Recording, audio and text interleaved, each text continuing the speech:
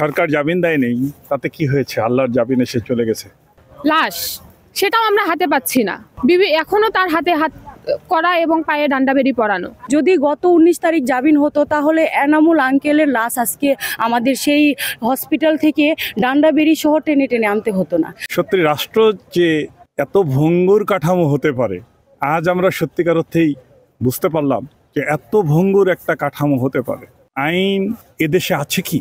আইন কাদের জন্য? আমার মনে হয় 5 আগস্টের পরে আবু সাইদ, মুগ্ধ এবং ইয়ামিনদের বাংলাদেশে এখনো স্বৈরতন্ত্রের বীজ এখনো রয়ে গেছে।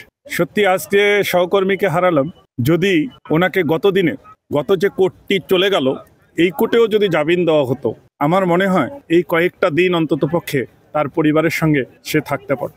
এই রাষ্ট্র বাবার স্নেহ সন্তানকে ফিরিয়ে দিতে পারবে? এই রাষ্ট্র কি স্ত্রীর ভালোবাসা, স্বামীর কাছে যে তার ভালোবাসাটা পাওয়ার কথা ছিল সেটা ফিরিয়ে দিতে পারবে? এ কেমন রাষ্ট্র? আমরা কোথায় দাঁড়িয়ে আছি? 5 আগস্টের পরে সত্যিকার অর্থে আমরা এই রাষ্ট্র কল্পনাও করতে পারি না। এইখানে কোনো লাইফ সাজা নাই, কোনো মৃত্যুদণ্ড নাই, নাটকীয় সাজা সবভাবে দেওয়া হয়েছে। দয়া কইরা সব বিচারক মণ্ডলীদেরকে আমি বলবো যেন একদম উন্মোচন করে তাদেরকে ছেড়ে দেওয়া হয়। অন্যথায় যদি আরও জীবন নিতে ইচ্ছা হয় তারা ডিক্লেয়ার দেখ আমরা জীবন দিতে প্রস্তুত। কিভাবে এই স্বৈরাচারী পদত্যাগ হওয়ার পরও, দেশ থেকে বিতাড়িত হওয়ার পরও আরও কিছু স্বৈরাচার আগাছা হিসাবে রয়ে গেছে, তারা এখন ছবল দেওয়া শুরু করছে।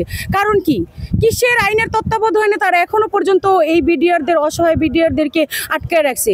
আর তাদেরকে কেন মুক্ত করে তাদের চাকরিটা বুঝায় দেয় না? তাদেরকে বেতন, বোনাস, যারা রিটায়ার করছে তাদেরকে কেন বুঝাই দিচ্ছে না? এখানে কোনো রায় চলবে না, আপিল চলবে না, কোনো কিচ্ছু চলবে না। একদম খোলা মনে যেই গোল্ডেন টাইমটুকু কেড়ে নেওয়া হয়েছে সেই গোল্ডেন টাইমটুকু তো ফেরত দিতে পারবে না। পারবে? সরকারি ফান্ড থেকে, জনগণের টাকা থেকে, জনগণ রক্ষার্থে সীমান্ত রক্ষাকারী বাঘদেরকে তারা কিছু ফান্ড এবং তারা কিছু তাদের বেতন, বোনাস দিবে এবং তাদের চাকরি বহাল রাখবে। যদি দেশকে বিক্রি করার ইচ্ছা থাকে তাহলে বিডিআরদেরকে ছেড়ে মুক্ত করে চাকরিতে বহাল দিবে না।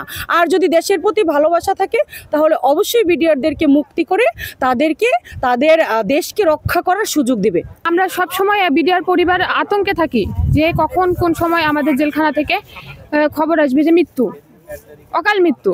কারণ এই যে আজকে আমি বাসা থেকে বের হয়েছি যে আমাদের বাবা চাচাদেরকে আমরা জামিনে মুক্তি করে নিয়ে বাড়ি যাব, কিন্তু আমরা কি পেলাম? লাশ সেটাও আমরা হাতে পাচ্ছি না। হসপিটালের মর্গে পড়ে আছে। এখনো তার হাতে হাত করা এবং পায়ে ডান্ডা বেরি পরানো।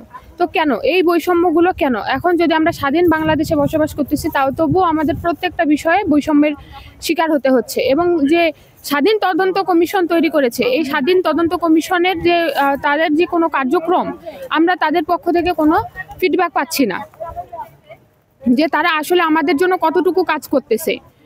এবং এই যে বিভিন্ন আমরা সোশ্যাল মিডিয়ার মাধ্যমে জানতে পারতেছি যে অনেকে আছে যে বেসামরিক, তারা হচ্ছে 4র্থ শ্রেণীর কর্মচারী, তারা আসছিল যে 9 সালের যে তাদের ওই যে দরবার হলের অফিসারদের জন্য তাদেরকে নিয়ে আসা হয়েছে বিভিন্ন ব্যাটালিয়ান থেকে। নিয়ে আসে 2-4 দিন আগে তারা এসে জয়েন করছে। এমনকি আমার বাবাও 21 দিন আগে এসে জয়েন করছে। 21 দিন আগে এসে সে কতটুকু জানতে পারবে সেই জায়গার মানে পরিস্থিতিটা? তো এইখানে পুরো এটা মানে তৈরি বানোয়াট একটা ঘটনা। এটাকে তারা তৈরি করছে এবং স্বৈরাচারের একটা তৈরি করা আইন, এটাতে হচ্ছে পাঠার বলি বানাইছে বিডিআরদেরকে।